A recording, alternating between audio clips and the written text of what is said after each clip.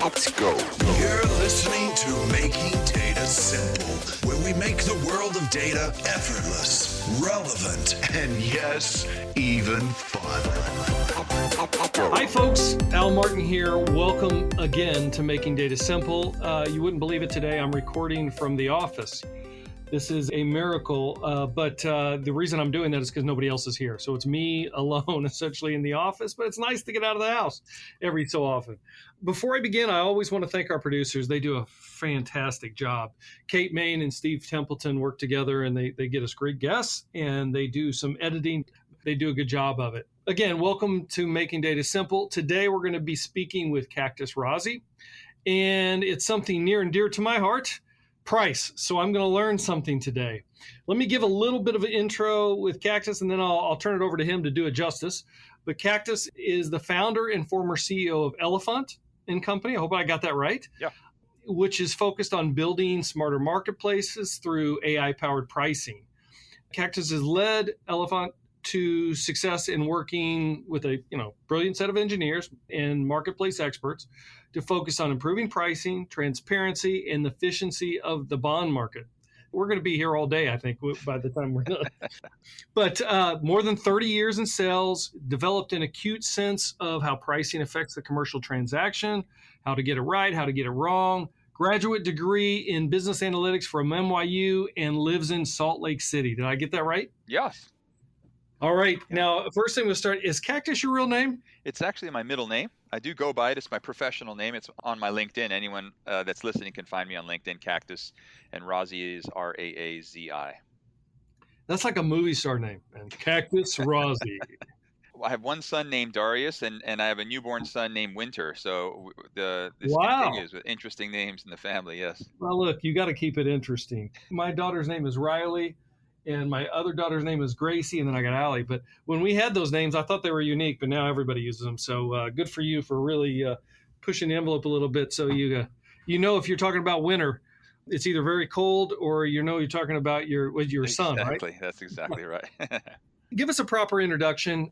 Yep. I'd like to hear about where you came from, what your brand is, and your current focus. Yeah.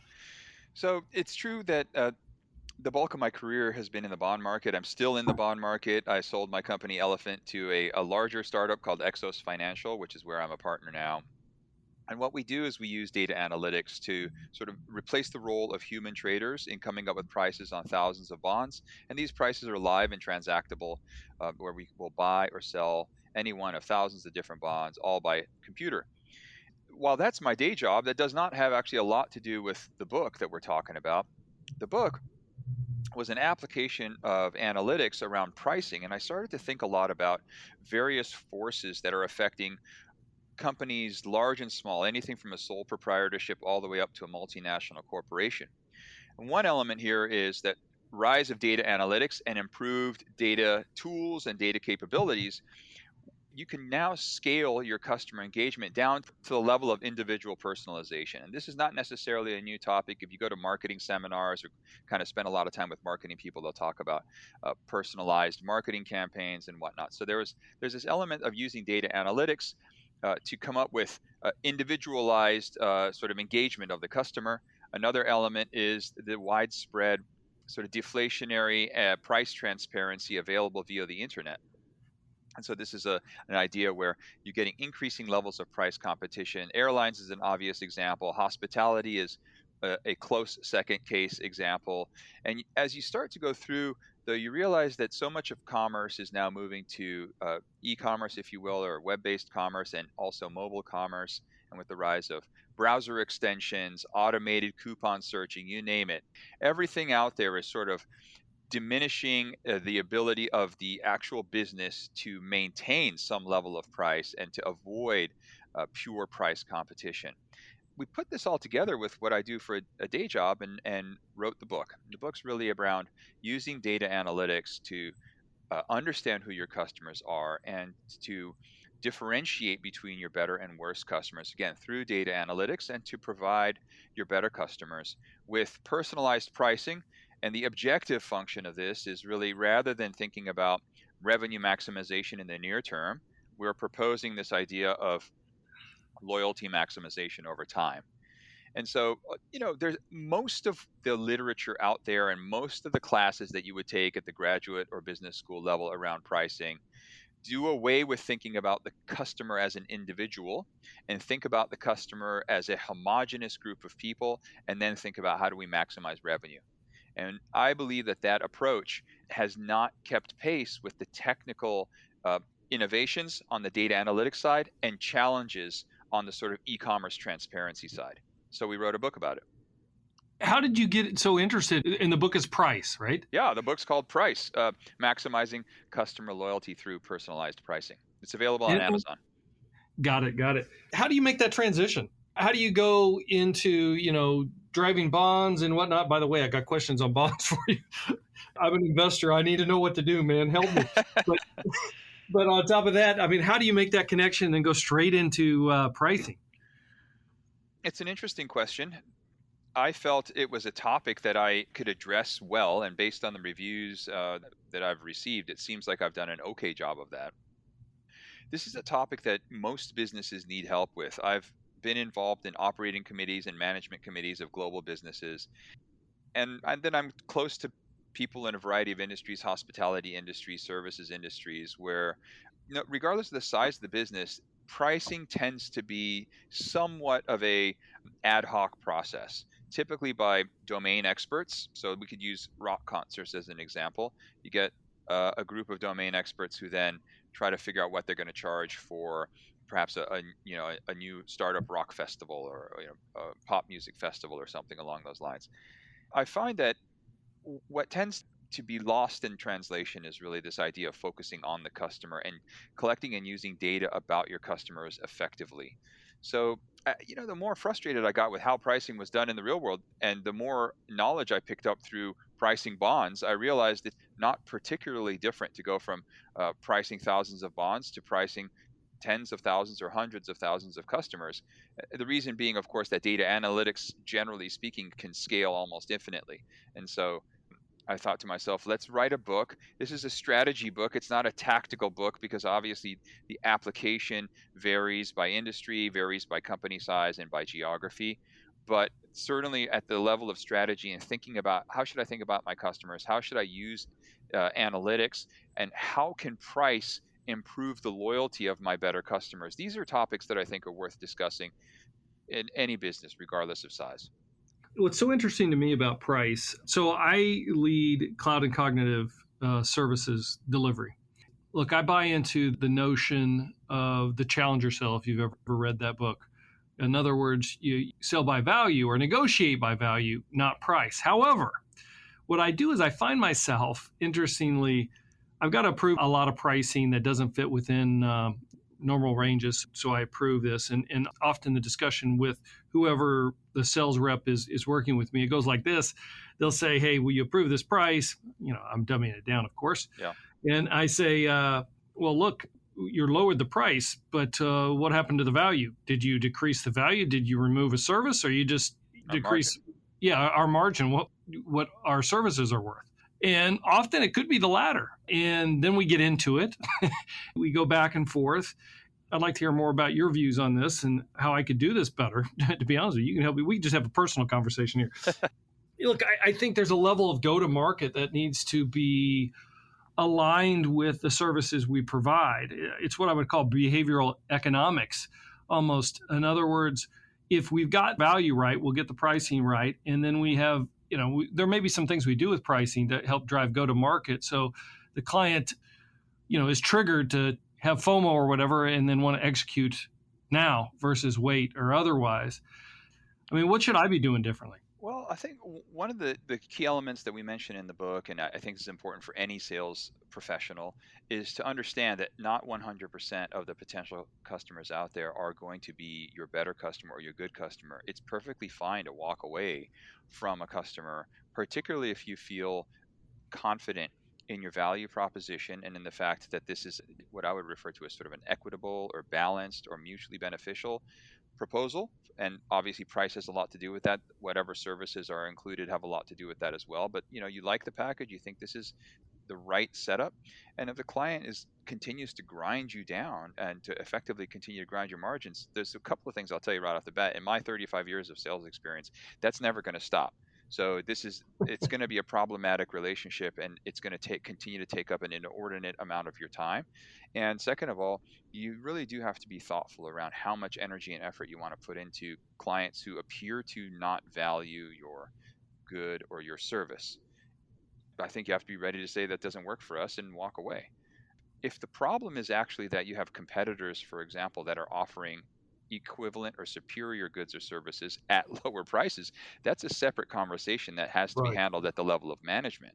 But if the issue really is we're confident in our offering and we're confident in our pricing, and someone continues to grind you down, it's actually, I think, counterproductive to simply try to continuously grind margin. What will likely end up happening is some of the people that work at this company for whom you've made a concession will eventually go work at another company, and it just starts, slow but gains momentum in terms of grinding your margins over time.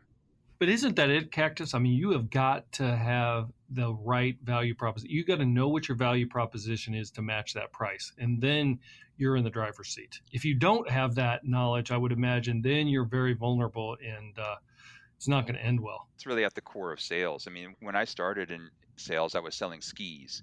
And I've sold a lot of different things in my career. Obviously, the bulk of it bonds, but I have bounced all over the place: advertising, women's shoes. I mean, I could go on and on, tree care. And if you don't understand the customer's problem, then you're not really doing a great job. You'll never have, obviously, a 100% omniscient understanding of your customer's problem. But the closer you can get to that perfect state, I think the better position you're in as a salesperson, and frankly, as an organization. Even at the level of what you do, which I realize is a really big diversity amongst why your clients engage your company and what their needs are. But ultimately, every one of those clients has some sort of a problem. And the more you can understand about that problem, I think the higher the likelihood you're going to be able to put something together that works for both of you. But I think to your point, you use the right word. It's a concession. Something gives. If you get your value proposition right, then you're given a clear concession, and that needs to be outlined as such. There's nothing worse than walking into to buy a car. You start at 50. You talk them in, 45. Yeah, you twist their arm, now they're at 40. Then you say, oh, last price. Then they're at 35. And they say, okay, we'll go to 30. And then pretty soon you're thinking, you've lost all respect to begin with. You're like, well, I walked in here and you were going to try to sell it to me for 50. Now we're already way down at 30, and I don't even know where your bottom is. I don't even trust you anymore. I'm out. Yeah. So I think it's very important to make sure that you have that bottom line. And I'd like to go in with the bottom line as much as possible. Here's the value. Either take it or leave it. And I presume that's what you mean by, hey, sometimes you have to fire your customer or at least walk away from a deal if they're not going to meet your price for value. Yeah, I think that that's absolutely true. If they're not really ready to engage you and make this a working business relationship, it's questionable as to whether they're really supposed to be considered a customer. There's plenty of other companies or individuals that you can work with out there. I realize that sales growth and top line growth is absolutely the mantra for every business, large or small. And so I don't mean to sound flippant on this topic, but I think that so often an individual salesperson and a sales management organization can get into a lot of sturm and drag, twist themselves up into all sorts of knots to accommodate the relatively small percentage of customers that are going to be highly problematic. And sometimes it's better to just sort of cut bait and move on and really spend more of your time and energy with the customers with whom you're doing good business, have a solid working relationship, and think about how to grow top line with those customers. It's funny, in some of my other data discussions, as you know, one of the early applications of data analytics was in churn reduction in the mobile phone space, and churn in general, but particularly predictive churn around mobile phones. Those guys did invest a lot of money, and we've seen some of this in cable and whatnot. One of my professors at NYU was a real leader in the field. It was always quizzical to me, although I absolutely understand why you need to throw data analytics at the problem of reducing churn. I think it's a noble pursuit. But alongside that, it's also important to recognize that if you're having a 4 or 5% monthly churn, you do have 95% of your customers that appear to not have a problem with you. What exactly are you doing for that group of individuals? Yeah. And I've always found that to be an interesting question. I've been with T-Mobile for 6 or 7 years, and frankly, so long as I keep paying my bill, I haven't heard a peep out of them. And I would love to hear, give some indication that they appreciate the fact that I'm a customer of theirs, or some indication that my loyalty is being rewarded. And I don't see it there. I don't mean to single out T-Mobile. There's nothing wrong with that company necessarily compared to AT&T or some of the other options out there. I'm only pointing out that companies do end up sometimes inadvertently spending a heap of time and energy, a disproportionate amount of time and energy on their less agreeable customers, and that's a decision that should be thought about. Yeah, but I gotta believe that they've thought about it. In other words, like going back to your analogy on, I've had the same experience, of course. I think everybody has. Like if you got a cable company, all of a sudden you look back after a couple of years and you find that, it's they've been raising your rates and kind of under the covers, and you look at it and go, oh my goodness, what am I paying now? And then you call them up and they say, well, are you a new customer? We can give you a discount. And I said, I'm a current customer. I'm a loyal customer. Yeah, well, we got nothing for you. And I actually was on the phone. I won't mention even the company. And I said, you mean to tell me you're going to give the same services to a new customer for half the price than you are for me, at risk of knowing that I can walk and go get it with your competitor at half the price? And this guy on the phone said straight up, sir, understand your frustration, but that's our strategy. Yep. It could hardly be called a strategy, but nevertheless, it is the reality of how they're operating. Yeah, I think that these are some of the perversions that continue to occur in business. Some of the perversions I've seen around the topic of price were motivating me to write the book, where I, think about how did we come up with, even in companies in which I worked, how did we come up with a price for that good or service? Of course, in my day job, I have the luxury of operating in a very competitive marketplace where prices are set, by human beings and computers all day, every day. So you're relieved of some of that responsibility. But most companies out there, whether it be a restaurant, it could be a clothing manufacturer, I use the example of an entertainment venue or rock concerts and whatnot. So often, these prices are set either by some rudiment such as a cost plus, or just by a sense of what the marketplace will bear, but without any consideration of, well, wait a second, who are our customers specifically? Not, they happen to be men between 18 and 35, but what's this person's name? How much business has he or she done with us? How long have they been a customer of ours? What should this person get as a price? How do we think about that? Those are important questions now that data analytics is so much more powerful than it was a decade ago. Let me step back for a minute. Let's talk about the book, and let's set a little bit of context. When you're composing this book, the whole book is around price. What do you mean, or how do you define pricing? Maybe that's pretty fundamental, but I would bet that I'm going to get a different definition than maybe I'm thinking in my head. Many of your listeners probably agree that the concept is some sort of an attempt to maximize revenue within a window. And then you have a lot of different approaches depending on, maybe the good might expire, such as an airline seat. Once the plane takes off, you can't sell that seat anymore. So you have that type of an element. A hotel room would be similar in the sense that once an evening passes, you can't sell that. And in other cases, the good might be far more persistent, but you're really sort of thinking about revenue maximization. And there's many approaches to pricing in that context. One of my professors at NYU, different. The one I mentioned around churn reduction, Foster Provost, wrote an excellent book on applied data analytics. And another professor, Professor Gustavo Volcano, was one of the leaders in airline pricing back in the late 80s and early 90s, and established some of those early paradigms. But pricing in general is this notion that we're going to establish a price that's going to be some attempt at a revenue maximization, and that will be the price. And, even if you have a sole proprietorship, maybe a restaurant, for example, what should we charge for a bowl of pasta? It's this idea that we have to come up with a price, whether it's methodological, could potentially be data driven. What is typically missing, though, is this price is for whom? Is this just a generalized price? Can we not come up with something more specific? Is there a way in which we can think about price that actually affects our customer loyalty? We understand how price affects revenue, but could this conversation be a lot richer and deeper now that we have all these data analytic tools? That's actually, I think, a discussion that's not being had particularly often these days. And I believe that that's where we will need to go as businesses, partially for the reasons around being proactive towards understanding your customer, accumulating data around your customer, rewarding your better customers, all of that kind of side. And then the reactive side is really just around increasing levels of price competition via the internet. All right. So then taking that concept, how are prices generally set today versus the methods you're introducing in your book? I think you've alluded to a few of those, but why don't we just dive right in? I'd say probably the bulk of the real world sets prices in one of three ways. The first one is, so I would refer to it as a sort of management-based educated price, meaning we've been in this industry for quite a long time. We understand the competitive landscape, and more or less we think this is the right price. That's sort of a heuristic approach to price, and you'd be surprised at how often it's really the methodological. The second one would be some sort of a margin-based or cost plus or some sort of a multiple of input prices. That tends to happen a lot in the garment industry, or that's often how retail used to price the retail price versus the wholesale price. And so this type of an example of just trying to maintain some sort of a margin.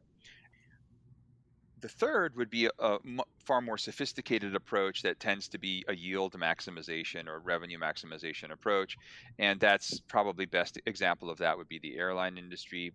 It's if you look at the span of all businesses nationwide, then I would say that sophisticated approach to pricing is definitely in the minority, but we have to acknowledge that it does exist. The missing piece, I would assert in the book, is that because so many of these pricing methodologies sprung up in the pre-big data or pre-data analytics age, and that's not entirely true. There was obviously data back then. You could use Lotus 1, 2, 3 in the 80s and whatnot, but conceptually, the real rise of big data over the past decade, and particularly over the past 6 or 7 years, is a much more recent phenomenon. And a lot of the methodologies around pricing have not really taken advantage of these modern tools to try to add a lot more granularity around pricing and to think a lot more around how pricing can affect your customer's behavior, this specific individual customer's behavior. You've seen a lot, Al, proxies for price. A great analog example would be way back when we all used to go to the cafe and they'd have these punch cards where you would sort of your 10th coffee was free, for example, and you'd get a little punch out or some sort of a stamp on a piece of paper. Mm-hmm. And the modern equivalent of that is the Starbucks app or whatnot, where you accumulate points. And some businesses have established some sort of loyalty points-based programs for buying things from them, whether it's, I don't know, maybe the Gap or who knows what. Those are modern proxies for thinking about differentiating your customer base and rewarding some sort of loyalty. But they're still, I think they still obviously stop short of actually giving the customer a different price. In some cases, a lower price, obviously. In other cases, a higher price, but simply getting access to a good or a service that's in very high demand. As you know, for example, you probably have your favorite restaurant, and you probably haven't given it a lot of thought, but it's probably true that your favorite meal at that restaurant costs the same on a Tuesday evening at 5 or 5:30 when they open as it does on a Friday or Saturday night at 7:30 or 8. And the demand for that seat and that good is radically different between those two time intervals. Why should it cost the same? So as an example, I'm not necessarily suggesting that personalized pricing is always discounted. The flip side of it is to get access to a good or a service that's scarce or unique in some way, limited editions or things along those lines. So there's a lot of different ways of creating loyalty that don't necessarily always have to be grinding down your margins, but that is probably providing a discount to your better customer is probably the most obvious path forward. I got to believe, though, in your research, the loyalty programs, which I find interesting, it differs based on whether you have a differentiated product or differentiated value or you're a commodity.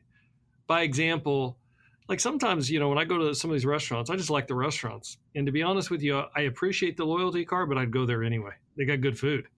On the other hand, this weekend, I went to go get some lumber, but the place that I went gave a rebate. It was kind of cool. I've never seen this done before. Instead of a discount, they gave an in-store rebate. In other words, you buy $100, you get 11% back, but that have to be purchased in store.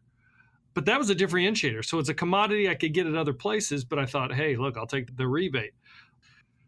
Let me ask you something. This restaurant that you like to go to, what I'm hearing from you is that they actually missed the trick. What would improve your loyalty? This is a great example of needing to understand your customer. What is their problem? Hmm. How can I sort of solve their problem? And that problem could be something very different from just getting a discount. It could be this is a popular restaurant and you have a hard time getting a table on weekends, as an example. It could be some other element that you have your favorite, who knows, beer or wine, and that's the type of premium that they send your way. I also think that in your lumber example, a rebate is great. It's a great way of avoiding advertising a lower price, but these days it would be possible, as an example, to send you a push notification through an app or an email or a myriad of other ways of notifying you that the lumber that you personally will get an 11% lower cost on the lumber that you are looking for. That is very doable these days. And so that's an example of what I think is what companies should be striving for, is to go get closer to their customer through data analytics. Yeah, I think it's interesting you talk about the first one. Rather than having a punch card, and this is a pretty nice restaurant, it's hard to get there on the weekends.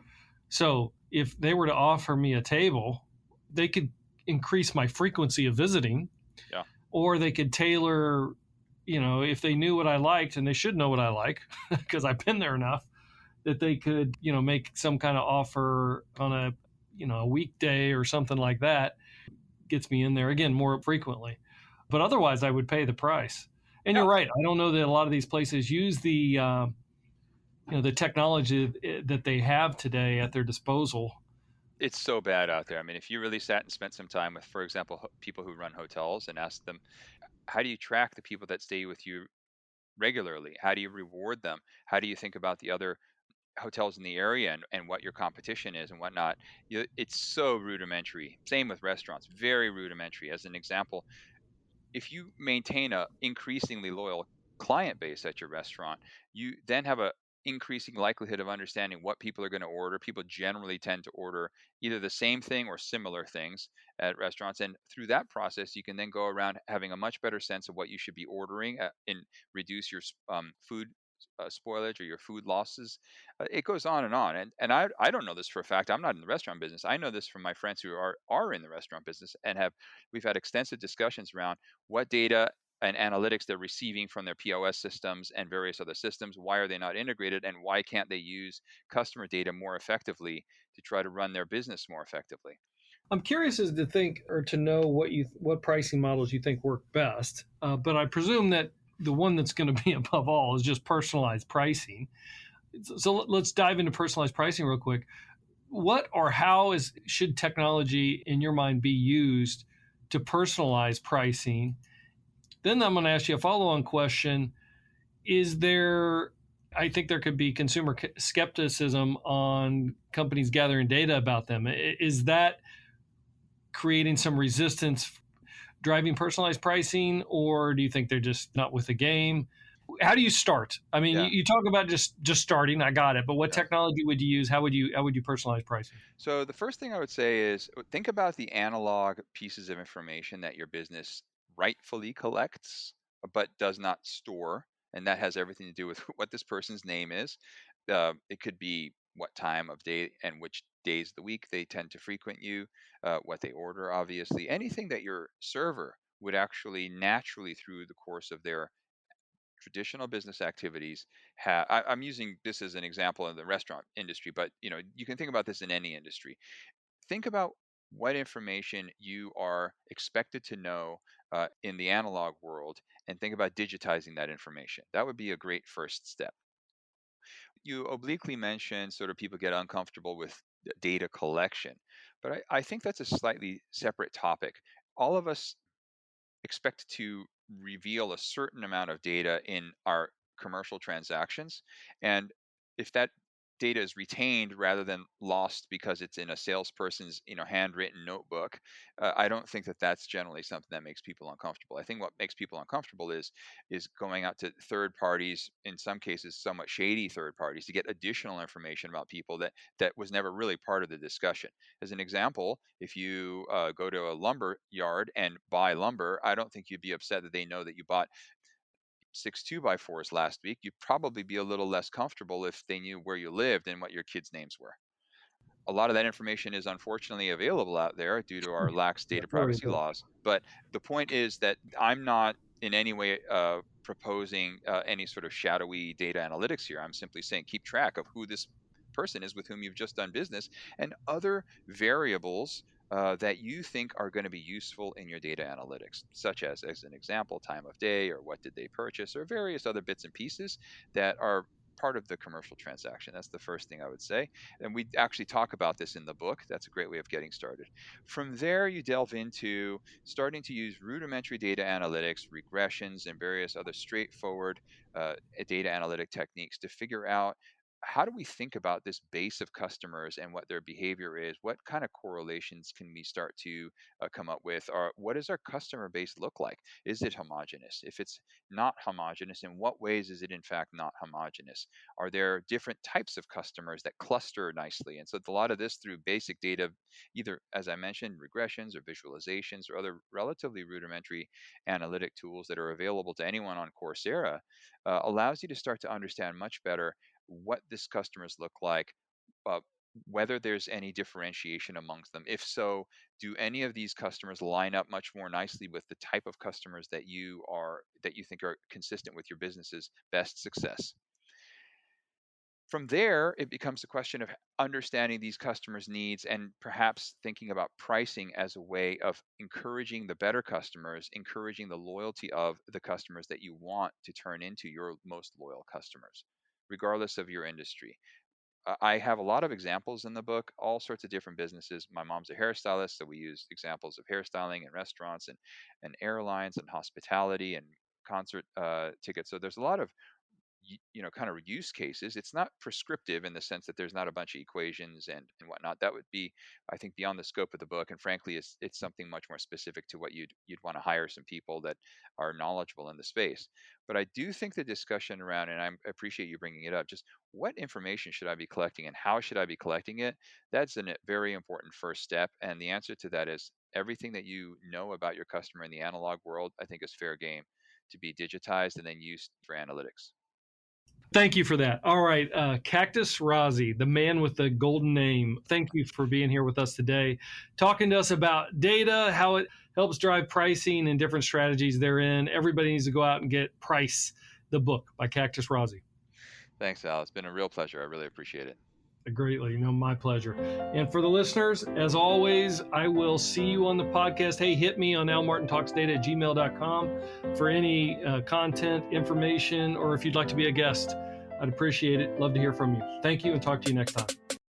Thanks for listening to the Making Data Simple podcast, where we make data fun.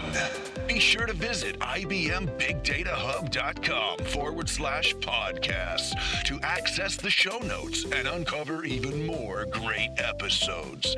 Remember, the views expressed here are those of the host and its guests and do not necessarily represent the views of IBM. Until next time, let's go. Over and out.